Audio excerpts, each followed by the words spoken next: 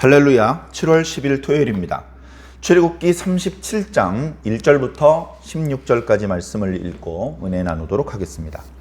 부살렐이 조각목으로 궤를 만들었으니 길이가 2규빗 반, 너비가 1규빗 반, 높이가 1규빗 반이며 순금으로 안팎을 싸고 위쪽 가장자리로 돌아가며 금태를 만들었으며 금고리 넷을 부어 만들어 네 발에 달았으니 곧 이쪽에 2고리요 저쪽에 2고리이며 조각목으로 채를 만들어 금으로 싸고 그 채를 궤 양쪽 고리에 꿰어 궤를 매게 하였으며 순금으로 속죄소를 만들었으니 길이가 2규빗 반, 너비가 1규빗 반이며 금으로 그룹 둘을 속죄소 양쪽에 쳐서 만들었으되 한 그룹은 이쪽 끝에 한 그룹은 저쪽 끝에 곧 속죄소와 한 덩이로 그 양쪽에 만들었으니 그룹들이 그 날개를 높이 펴서 그 날개로 속죄소를 덮었으며 그 얼굴은 서로 대하여 속죄소를 향하였더라. 그가 또 조각목으로 상을 만들었으니 길이가 2규빗, 너비가 1규빗, 높이가 1규빗 반이며 순금으로 싸고 위쪽 가장자리로 돌아가며 금태를 둘렀으며 그 주위에 손바닥 넓이만한 턱을 만들고 그 턱 주위에 금으로 태를 만들었고 상을 위하여 금고리 넷을 부어 만들어 네 발 위, 네 모퉁이에 달았으니 그 고리가 턱 곁에 있어서 상을 매는 채를 꿰게 하였으며 또 조각목으로 상 맬 채를 만들어 금으로 쌌으며 상 위의 기구 곧 대접과 숟가락과 잔과 따르는 병을 순금으로 만들었더라. 아멘. 오늘 말씀은 언약궤를 만드는 그런 장면과 상을 만드는 장면입니다. 언약궤는 증거판을 담아 놓는다고 해서 증거궤라고도 하고 그 증거판에 쓰여져 있는 것이 언약의 말씀, 십계명의 말씀이기 때문에 법궤라고도 부릅니다. 그러나 우리가 더 친근하게는 언약궤라고 부르면 더 좋을 것 같습니다. 언약궤를 만들었는데요. 오늘날은 이 언약궤가 보관되어 있지 않습니다. 정확히 어떻게 생겼는지 모릅니다. 모 영화에서 이 언약궤를 재현을 해서 많은 관심을 받았었습니다. 아, 정말 잘 만들었다. 실제 언약궤가 아마도 저렇게 생겼을 것이다. 그렇게 이제 상상이 되는 그런 어떤 언약궤를 재현한 적이 있는데요. 그것조차 실제 언약궤와 똑같은 모양인지 일단 알 수 없고 혹시 모양이 똑같았다 하더라도 처음 모세를 통해서 만들게 하셨던 언약궤가 가지고 있던 능력은 없죠. 능력은 있을 수가 없는 것입니다. 그래서 지금 현재는 언약궤가 존재하지 않습니다. 이제 잠깐 흐름을 끊고 이 궤에 대한 말씀을 먼저 드리고 싶습니다. 언약궤는 말 그대로 궤입니다. 영어로 ARK, 방주입니다. 방주. 구약 성경에 방주가 3번 나옵니다. 우리가 잘 아는 노아의 궤, 노아의 방주가 있고요. 그 다음에 모세의 어머니 아버지가 모세를 더 이상 숨겨 기를 수 없어서 나일강에 던져야 될 때 그냥 첨벙 던질 수 없기 때문에 갈대 상자를 만들어서 갈대에 조그만한 궤, 조그만한 방주를 만들어서 물이 새지 않도록 나무 진과 역청을 바르고 안쪽에 아이의 연약한 피부를 찌르지 않게 보드라운 천을 아마도 밑에 깔고 거기에 아이를 눕혀서 그 아이가 있는 채로 그 갈대 궤를, 그 갈대 방주를 나일강에 띄워 그랬던 적이 있습니다. 그리고 3번째 궤가 바로 언약궤입니다. 자, 이 궤의 특징들은요, 그 안에 아주 소중한 것이 담겨져 있다는 것이죠. 그죠? 처음에 노아의 방주에는 무엇이 담겨져 있었습니까? 우선은 노아의 8식구가 담겨져 있었죠. 물론 많은 짐승들도 있습니다. 의로운 정결한 짐승은 7쌍씩, 부정한 짐승은 2쌍씩. 어느 게 정결하고 어느 게 부정한지, 그때 있었던 짐승들이 정말로 오늘날 우리들이 보는 모든 짐승들의 종류인지 뭐 그런 것까지는 잘 모르겠습니다. 정확하지 않습니다. 그리고 중요하지도 않아요. 중요한 건 노아의 8식구인데 그냥 노아의 8식구가 아니고 하나님의 말씀을 믿고 하나님의 말씀대로 순종했던 8식구. 그 노아의 8식구가 그 안에 타고 있습니다. 그 8식구를 통해서 하나님께서는 당신의 꿈을 계속해서 이렇게 성취해 가시는 겁니다. 하나님의 꿈은요, 인간을 만드시고 인간과 함께 사는 것입니다. 인간에게 마음껏 축복하시고 인간을 행복하게 만드시며 그 인간이 기뻐하는 모습을 보시고 흐뭇해하시고 그 인간이 이런 행복을 주신 하나님께 대하여 감사하는 그 찬양을 들으시며 영원히 사는 것이 하나님의 꿈이었습니다. 원수 마귀에 의해서 그 꿈이 훼손되었습니다. 전능하시다면서 왜 마귀의 회방을 이기지 못하셨나? 예. 또 트집 잡는 사람은요, 트집 잡을 거리 정말 많습니다. 자, 그런데 마귀가 하나님과 싸워서 이긴 게 아니고요, 사람과 싸워서 이긴 거예요. 사람은 하나님 없이 마귀를 이기기 어렵습니다. 마귀가요, 아담도 아니고 여자에게 왔어요. 여자. 우리가 하와라고 하는 이름은 에덴 동산에서 쫓겨난 이후에 아담이 자기 아내한테 지어준 이름입니다. 그러니까 에덴 동산 안에서는 그냥 여자일 뿐이에요. 아니, 여자가 세상에 한두 명이 아닌데 어떻게 여자라고만 해? 그때는 한 명밖에 없었어요. 아담 말고는 여자가 이제 하와밖에 없었죠. 나중에 이름 붙이기로는. 그래, 이 마귀가 아담도 이길 자신이 없었는지 아담이 없을 때 하와 혼자 있을 때 하와를 찾아온 거예요. 그래서 하와를 이렇게 시험을 했습니다. 거짓말을 해서 걸려 넘어지게 만들어 것이죠. 그리고 연달아서 아담도 걸려 넘어졌습니다. 걸려 넘어졌다는 것은 하나님과 약속을 어겼고 하나님께서 정해 놓으신 선을 넘어가면 안 되는데 넘어가 버린 것이죠. 그런 일이 있었습니다. 그래서 하나님의 그림이 훼손되는 듯 했는데 하나님의 꿈이 다 깨지고 사람들은 쫓겨나고 하나님과 사람 사이에 거리가 벌어지고 그래서 하나님도 속상하고 인간도 불행한 역사가 영원히 지속될 것 같은데 하나님께서는 그 그림을 다시 회복하실 꿈을 꾸고 계셔요. 그 꿈을 온전히 이루기 위해서 예수 그리스도가 2000년 전에 오셨고 마지막에 다시 오시는 겁니다. 그리고 예수님께서 2000년 전에 오신 것과 마지막에 다시 오시는 것만 하시는 것이 아니고 그 이외에 여러 가지 형태로 여러 시대의 여러 가지 형태로 여러 사람들을 하나님께서 이 땅에 보내셨죠. 그 중에 하나가 노아였습니다. 노아 시대에 죄악이 그야말로 도가 넘었어요. 그래서 하나님께서 세상 지말 최후의 심판 때까지 기다리지 않으시고 그 시대 사람들을 전부 다 진멸하셨고 노아와 그의 가족 8명만을 살려두셨고 그 노아의 자손들을 통해서 인류가 퍼져나가게 그 노아의 방주에 탔던 짐승들을 통해서 지상과 하늘에 그 또 육축들이 들짐승들과 날짐승들이 퍼져나가도록 이제 그렇게 만드셨습니다. 아유, 그게 과학적으로 가능해? 그것이 가능하려면 시간이 얼마나 걸려야 되고 따지지 마십시오. 네, 정확하지 않습니다. 네. 자, 그래서 노아의 방주에는 하나님의 꿈이 담겨져 있는 것입니다. 그리고 요게벳이죠. 나중에 이름이 드러났습니다. 모세의 어머니인 요게벳, 아버지는 아므람. 그래 이제 하나님을 신실하게 믿는 레위 지파 식구들이었죠. 아이가 이미 미리암이 태어났고 그 다음에 아론이 태어났는데 아론이 3살 때 모세가 태어났어요. 너무나 아름다운 아이예요. 그때 마침 사내 아이가 태어나거든 날강에 던지라는 명이 떨어졌어요. 그 전에는 안 떨어졌어요. 안 떨어졌으니까 아론은 잘 성장을 했습니다. 근데 모세가 태어날 때 그런 명이 떨어져서 아이고 하필 이때 임신을 해가지고 하면서 자책도 했겠죠. 그러나 갈대 궤에 담아서 모세를 떠내보냈습니다. 그래 모세의 엄마도 그때는 몰랐어요. 뭘? 하나님께서 바로 그 모세를 통해서 놀라운 하나님의 뜻을 펼치게 되실 줄 몰랐던 것이죠.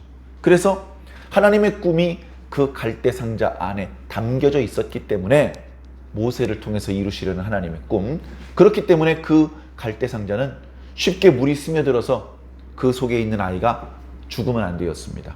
쉽게 그 상자가 홀라당 뒤집어져 가지고 아이가 물에 빠져 죽으면 안 되는 것이었고요. 그대로 지중해까지 떠내려가도 안 되는 것이었습니다. 얼마 떠내려가지 못해서 갈대에 걸려야 했고 마침 목욕하러 나왔던 애굽의 왕 바로의 딸의 눈에 띄어야만 했습니다. 그리고 그 상자를 여러 번 바로의 공주는 그가 히브리의 아이라는 걸 뻔히 알면서도 히브리 사람들이 자기 아버지의 명 때문에 사내 아이가 태어나면 이렇게 나일강에다 버리고 그냥 버리는 것이 너무나 안타까운 그런 경우에 상자에 담아서 버리는 경우가 모세 말고도 많이 있었거든요. 어쩌면 여기저기 갈대 상자들이 막 있는지도 모릅니다. 그런데 하필 모세가 누워 있는 그 갈대 상자가 바로의 딸 공주의 눈에 들어와야 했고, 그걸 여러 번 공주가 뭐야 이거 히브리 사내잖아, 야 물에 빠뜨려 죽여버려라 이렇게 하지 않고, 야 이 아이 참 이쁘다, 야야 봐봐 날 보고 웃어, 이 아이는 내가 갖다 키워야 되겠어. 근데 공주마마 처녀라서 아이에게 젖을 못 주는데 어떡하죠? 이 아이는 아주 어려서 젖을 줘야 될 것 같은데 어떡하죠? 그때 미리암이 탁 튀어나옵니다. 어머, 공주마마 오셨어요? 공주마마, 혹시 이 히브리 여인들 중에 건강한 젖이 잘 나오는 그런 유모를 한번 제가 구해볼까요? 옳거니 내가 찾던 게 바로 유모다. 그러면 너는 이 아이를 유모에게 맡겨서 건강하게 성장하도록 해라. 젖을 뗄 때가 되면 내가 찾으러 오겠다. 그렇게 얘기를 하고 관리들에게 그 아이가 어느 집 유모를 통해서 젖을 먹고 있는지, 건강하게 잘 자라는지 계속해서 보고를 받고 있다가 때가 되어서 왕궁으로 데리고 갔던 것이죠. 모세도 몰랐고 바로의 딸 그 공주도 몰랐고 요게벳도 몰랐고 아론도 모르고 아무도 몰랐습니다. 그러나 하나님의 꿈은 결국 나일강에 퐁당 빠져 없어져 버리지 않고 결국 그렇게 거의 기적적으로, 거의 불가능한, 실로 말하면 가느다란 명주실 같은, 조금 아차 실수해서 좀 강하게 잡아당기면 끊어질 것 같은 그런 상황이 연출되기도 했었습니다만, 모세는 죽지 않고 모세는 결국 수많은 우여곡절을 지나 하나님의 종으로 쓰임받게 되었던 것이죠.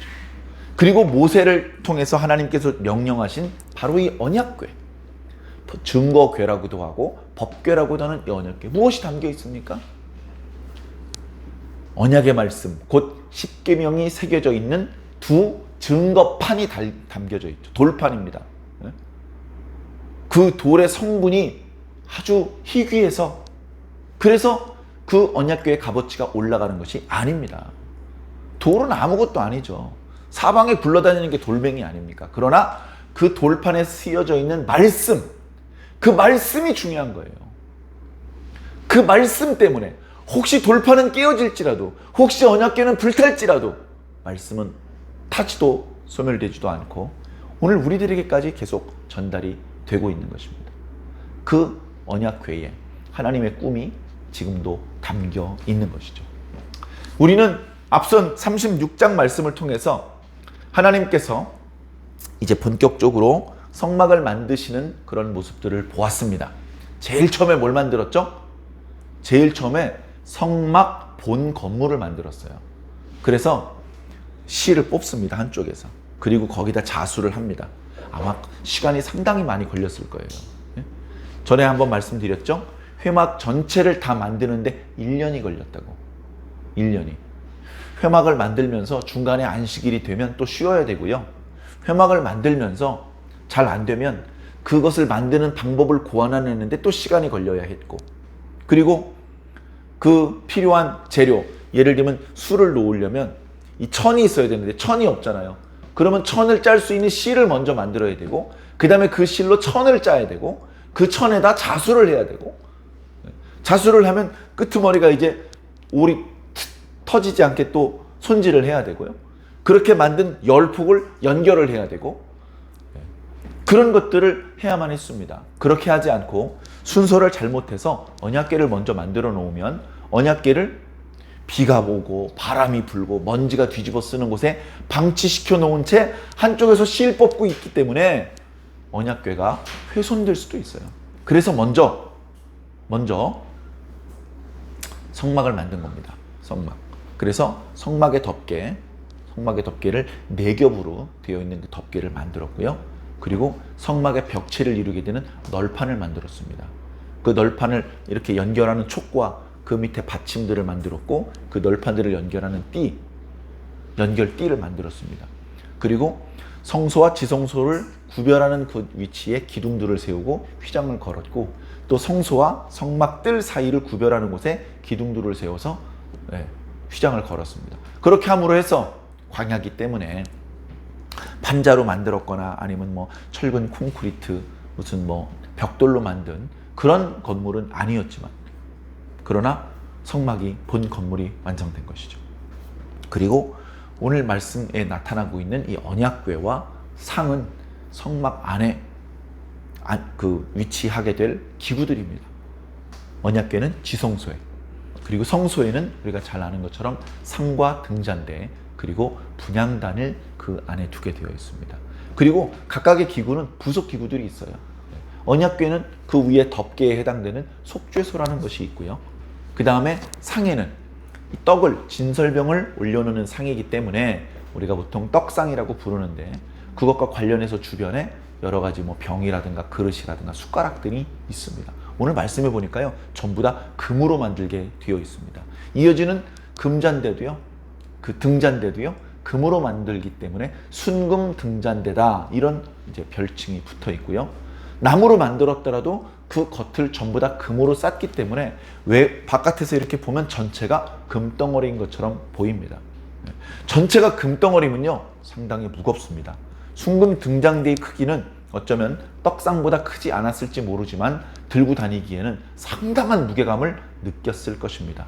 그리고 언약궤 같은 경우도 그 언약궤 자체는 조각목, 가볍고 단단한 나무로 먼저 틀을 짠 다음에 그 겉에다가 안팎으로 금을 입혔을 뿐이지만 뚜껑 전체가 금으로 되어 있기 때문에 상당히 무겁습니다. 거의 한번 뚜껑을 덮으면 열 수 없습니다. 너무 무거워서. 그래서 하나님의 영광을 표현하기 위해서, 사실은 금 정도 가지고 하나님의 영광을 표현할 수 없어요. 그러나 우리 인간에겐 금이 귀하니까, 금이 아름답고 화려하니까 하나님의 영광을 우리가 표현할 수 있는 최고의 방법으로 표현하기 위해서 금을 쓴 것뿐입니다. 금이 사용된 이유가 또 이런 이유도 있을 것 같은 생각이 듭니다. 제가 조금 전에 궤가 구약성경에 3가지 나온다 말씀드렸죠. 노아의 궤, 그 다음에 모세의 궤, 그 다음에 언약궤. 이 궤의 공통점은요, 첫 번째는 하나님의 꿈이 담겨져 있다, 이런 말씀을 드렸고요. 두 번째는 지금은 없어요. 지금은 과거에 제가 말씀드렸던 이 3가지 궤 중에 조그만한 모퉁이 부스러기도 보관된 게 없어요. 하나님께서 의도적으로 그것이 남겨지지 않게 만드셨어요.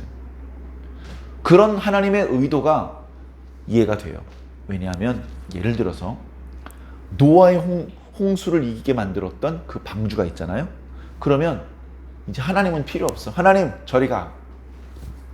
방주가 진짜 신이야. 방주가 하면서 방주를 떠나서 이제 남북으로 흩어져서 온 지면에 흩어져서 생육하고 번성해야 되는데, 방주를 떠나지 않고 방주 옆에 붙어 살면서 방주를 향해서 절을 하고 방주를 향해서 제사를 드리고, 이런 헛짓을 할 가능성이 인간에겐 틀림없이 있습니다.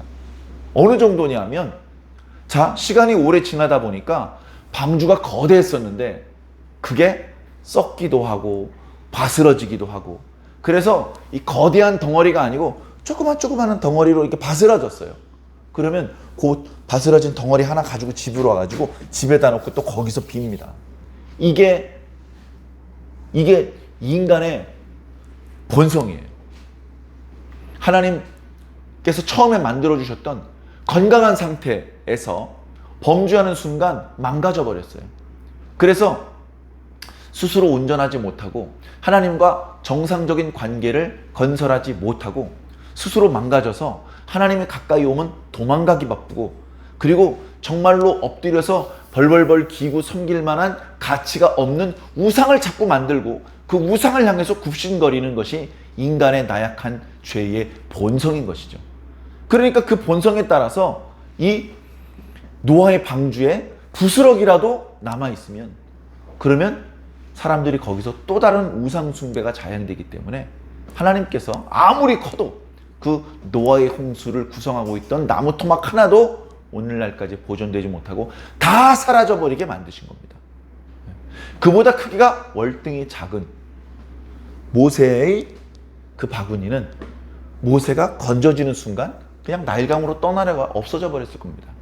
그것을 귀중하게 생각하는 사람은 아무도 없을 것이며 비슷한 바구니 사이에서 어떤 것이 노아가 담겨져 있던 바구니인지 당시 사람들은 전혀 구별해낼 수 없었고 뿐만 아니라 오늘 우리들의 시대에까지 보존되지 못했겠죠. 자, 마지막으로 언약궤가 사람들의 관심이 어딘가 언약궤가 있다. 이런 설이 지금도 있습니다. 언약궤가 어딘가 있다. 오늘 21세기 지금까지 보존되지는 못했지만 예수님 당시 때까지만 해도 언약궤가 있었다. 확인해 드리긴 어려워요. 증거도 없고요. 자료도 없고요. 그러나 그런 이야기들은 많이 있습니다. 많이 있습니다. 자, 어쨌든 오늘 우리 시대는 없어요. 있었다면 어떻게 됩니까? 여러분, 이게 뭔지 압니까? 이게 언약궤에 그 채를 꿰었던 그 고리 부분입니다. 이게 어느 부분인지 압니까? 언약궤를 덮고 있던 그 속죄소, 그 구름의 날개 끄트머리 한 3cm 토막난 겁니다. 이게 그냥 금덩어리가 아니라니까요. 천사의 날개예요, 이게. 이러면서요, 또 천사의 날개 교가 하나 생겼을 겁니다.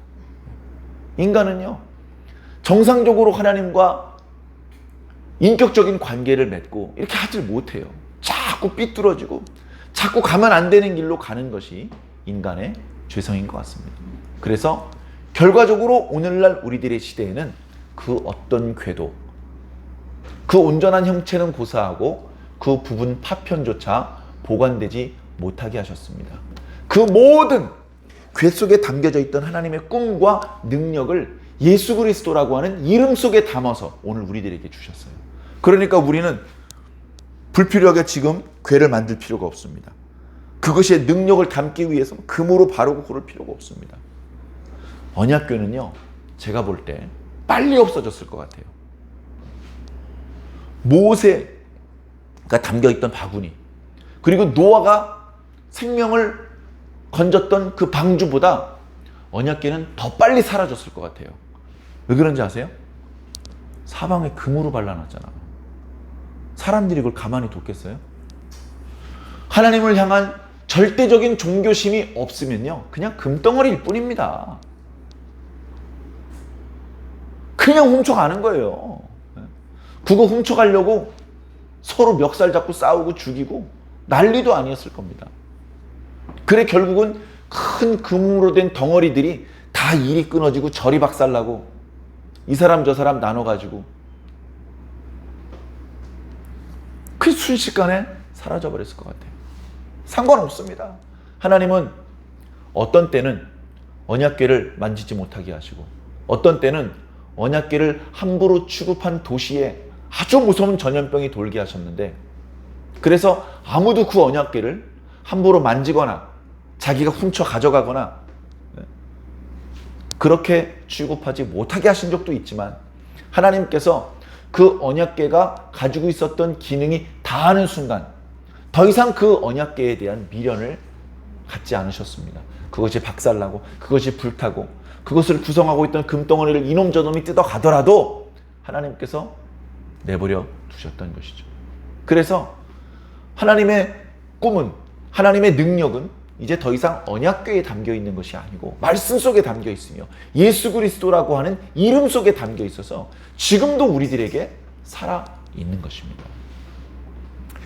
언약궤를 만드는 이 말씀을 읽으면서 그 생각을 해 보았습니다. 언약궤를 만들었고요. 그 다음에 상을 만들었습니다. 이미 이 말씀들은 앞부분에 출애굽기 25장부터 31장 사이에 하나님께서 주셨던 말씀 그대로 만든 것입니다. 말씀대로 만들어지는 과정이 이제 출애굽기 35, 36, 37, 38, 39장까지 계속되고 있는데요. 말씀을 듣는 것은 40일 동안 들었지만 이 말씀대로 성막과 그 속에 들어가는 기구들을 만드는 데는 1년이 걸렸습니다.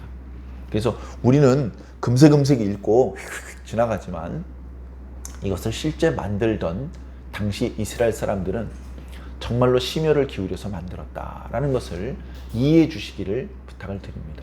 그리고 우리는 이 사람들처럼 떡상이나 등잔대나 언약궤를 만들 필요는 없지만 우리가 교회에서 하는 일, 우리가 교회에서 무슨 일을 하죠? 뭐 큰 일을 하지 않습니다. 우리가 무슨 성가대원도 아니고 교사도 아니고, 예를 들면 청소를 하고, 예를 들면 화분을 옮겨놓고, 뭐 예를 들면 창문을 열어서 환기를 시켜놓고, 예를 들면 문단속을 하고, 뭐 어떻게 지나가다가 뭐 조그마한 휴지 조각 바닥에 떨어져 있으면 줍는 것이라 할지라도 그 일을 중요한 일이라고 생각하고 하나님께서 아주 중요하게 생각하는 일이라는 것을 깨닫고 모든 일에 소홀함이 없이 우리가 할 수 있는 최선을 다하고 우리가 바칠 수 있는 정성을 다 바칠 수 있다면 우리가 하는 교회와 관련된 모든 봉사들이 마치 과거 이스라엘 백성들이 시내산에서 성막을 만들 때 쏟았던 정성처럼 하나님께서 기쁘게 받으시는 봉사가 될 줄로 믿습니다. 우리가 하는 모든 봉사가 그렇게 하나님께 인정을 받고 우리 삶의 축복으로 그렇게 역사가 될 수 있도록 최선을 다해 주시기를 주님 이름으로 간절히 부탁을 드립니다.